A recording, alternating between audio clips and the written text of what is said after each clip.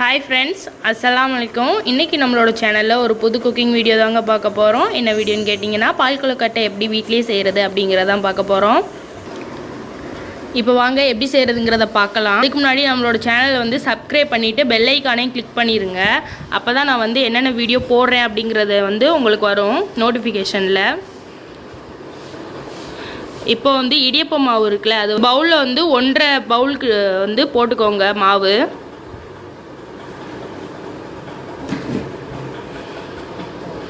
இங்க பாருங்க இந்த பவுல்ல 1.5 கப் வந்து மாவு போட்டுக்கோங்க.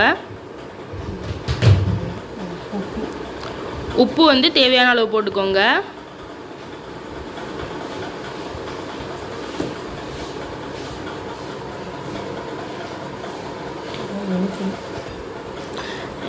மாவுல வந்து வெண்ணி தண்ணி ஊத்தி வந்து பிணைஞ்சுக்கோங்க. கொஞ்சம் வெதுவெதுப்பா வச்சு பிணைஞ்சுக்கோங்க மாவை.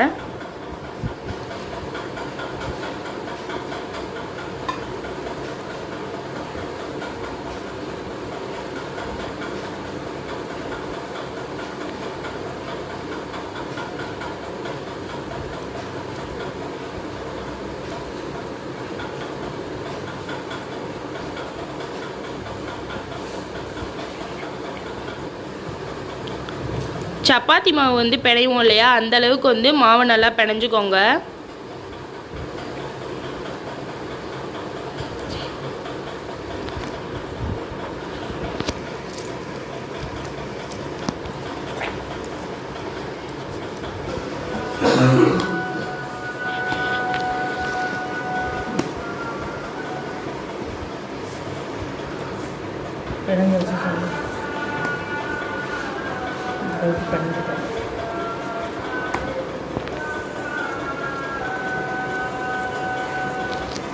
இங்க பாருங்க இந்த அளவுக்கு மாவை நல்லா பிசைஞ்சுக்கோங்க.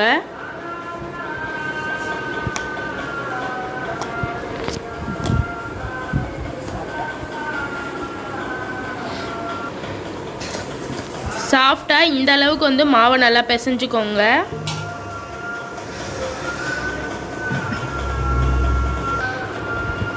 இங்க பாருங்க இந்த அளவுக்கு வந்து உருண்டை பிடிச்சுக்கோங்க மாவை.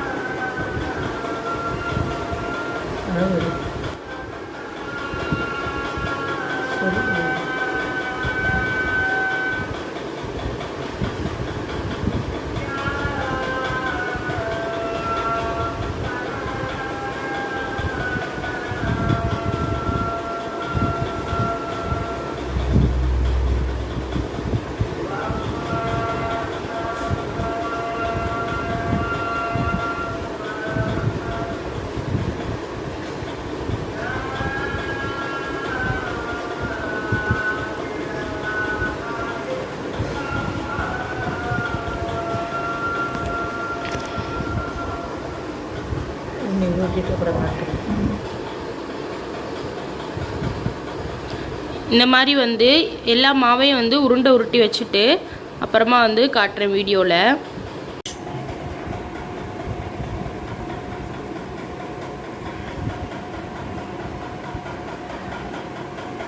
பாருங்கள் ஃப்ரெண்ட்ஸ், நம்ம வந்து எல்லா உருண்டையும் வந்து உருட்டி வச்சாச்சு.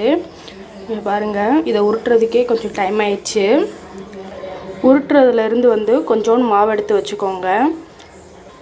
அது எதுக்கு எடுத்து வைக்கிறேன் அப்படிங்கிறத நான் வந்து அந்த மாவை யூஸ் பண்ணுறப்ப வந்து நான் உங்களுக்கு காட்டுறேன். இங்கே பாருங்கள், இப்போ வந்து இந்த ஒரு சட்டியில் நம்ம வந்து தண்ணி வச்சுருக்கோம். இதை வந்து தண்ணி வந்து நல்லா கொதிக்கட்டும். நம்ம வந்து மூடி வச்சிடலாம்.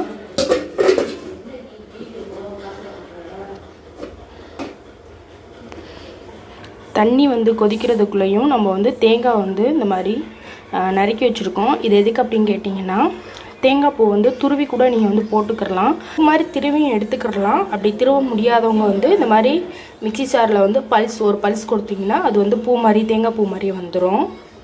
இப்போ வாங்க நம்ம அரைச்சி எடுத்துடலாம். நம்ம வந்து பல்ஸ் கொடுத்து திருவி எடுத்தாச்சு. இங்கே பாருங்கள்,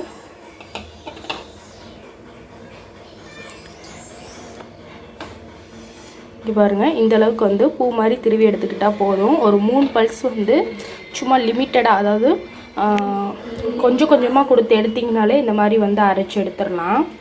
தண்ணி கொதிக்கட்டும். தண்ணி கொதிச்சதுக்கப்புறம் என்ன பண்ணுறோம் அப்படிங்கிறத நான் வந்து உங்களுக்கு காட்டுறேன்.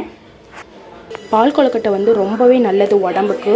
குழந்தைகளுக்கும் கொடுக்கலாம், அதே மாதிரி பெரியவங்களும் சாப்பிட்லாம். யார் வேணாலும் வந்து பால் கொழுக்கட்டையை வந்து சாப்பிட்லாம். இது பால் கொழுக்கட்டை அப்படின்னு எடுத்துக்கிட்டாலே நம்ம வந்து வெல்லம் சேர்ப்போம். ஒரு சிலர் வந்து ஒயிட் சுகர் சேர்க்கலாம். ஒயிட் சுகர் வந்து உடம்புக்கு நல்லதில்லை. அதை தவிர்த்துட்டு வெல்லம் இல்லைன்னா நாட்டு சக்கரை அந்த மாதிரி வந்து சேர்த்துக்கிடலாம். அது வந்து உடம்புக்கு ரொம்பவே நல்லது.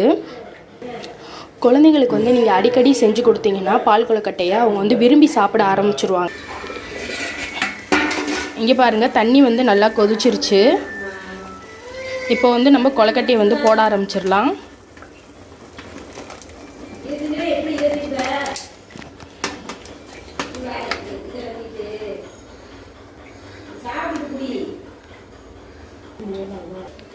கொழுக்கட்டை வந்து போட்டோன்னே கிண்டிடாதீங்க.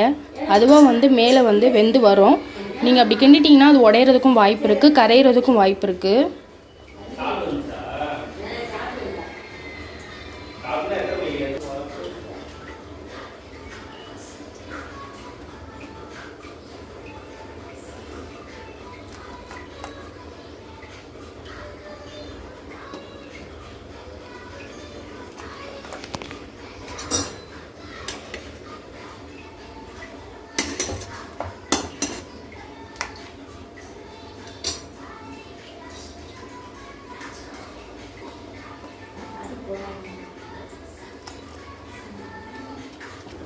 இங்கே பாருங்கள், உங்களுக்கு பார்த்தாலே தெரியும்னு நினைக்கிறேன். மேலே வந்து 1 2 அப்படியே மேலே மிதந்து வருது.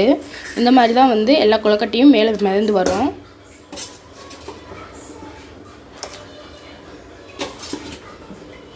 இப்போ வந்து எல்லா கொழுக்கட்டையும் அதில் சேர்த்தாச்சு. கொழுக்கட்டை வந்து நல்லா வேகட்டும். வெந்தோடனே மேலே வந்துடும் கொழுக்கட்டை எல்லாம்.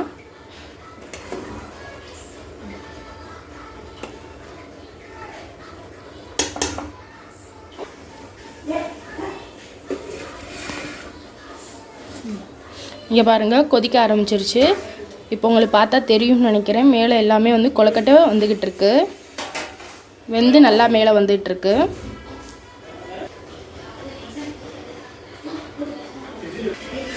இங்கே பாருங்கள் எந்த அளவுக்கு நல்லா வெந்துருச்சு அப்படிங்கிறத.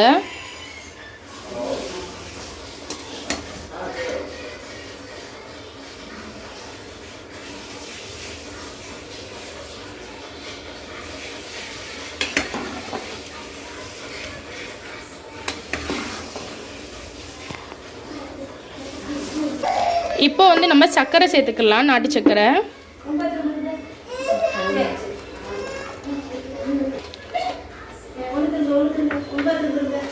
ஒரு பவுல் அளவு வந்து நீங்கள் சர்க்கரை சேர்த்துக்கோங்க. உங்களுக்கு கூட இனிப்பு வேணும் அப்படின்னாலும் நீங்கள் வந்து சேர்த்துக்கிடலாம் கூட.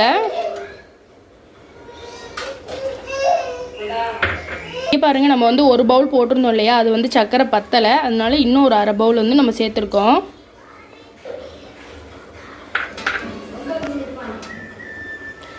இங்கே பாருங்கள், அதோட கலரே எவ்வளோ கலர்ஃபுல்லாக இருக்குன்னு. கொஞ்சோன்னு வந்து ஏலக்காய் பொடி வந்து சேர்த்துக்கோங்க.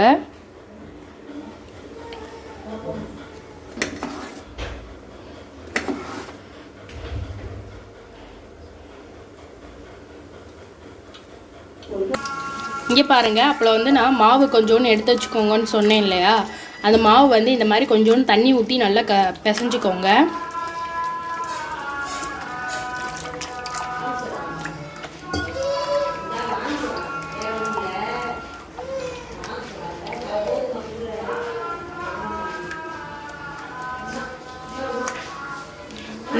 இந்த மாதிரி மாவை நல்லா கரைச்சிக்கோங்க.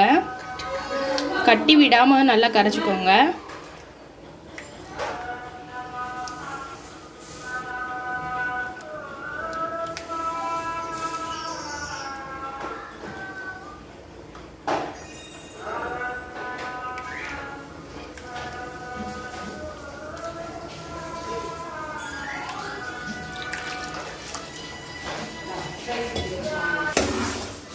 இங்கே பாருங்கள், நல்லா வந்து கொழுக்கட்டை வெந்துருச்சு.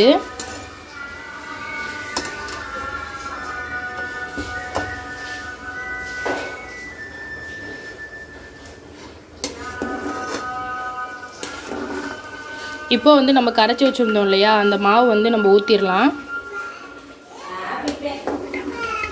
விடாமல் வந்து கிண்டுங்க, இல்லைன்னா தீ விட்டுரும்.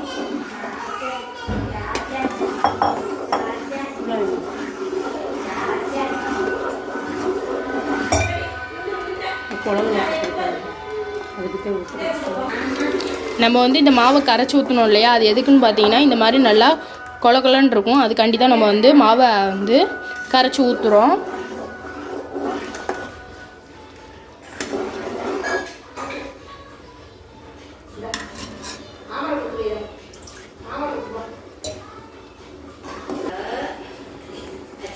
இங்கே பாருங்கள், நம்ம வந்து நாட்டு சக்கரை சேர்த்தனால நம்மளுக்கு இந்த கலரில் வந்திருக்கு. இதே நம்ம வந்து ஒயிட் சுகர் சேர்த்துருந்தோம் அப்படின்னா ஒயிட் கலரில் தான் இருந்திருக்கும்.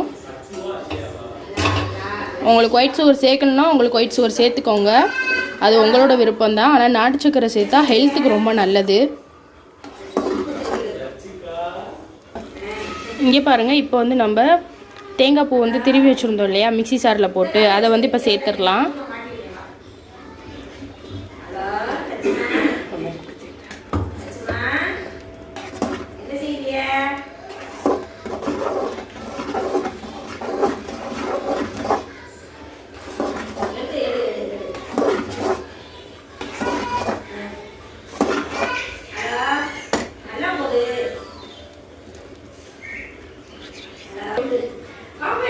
அவ்வளோதான் ஃப்ரெண்ட்ஸ், நம்ம வந்து பால் கொழுக்கட்டை வந்து செஞ்சு முடித்தோம். இப்போ வந்து நான் கொஞ்சோன்னு டேஸ்ட் பண்ணி பார்க்க போகிறேன்.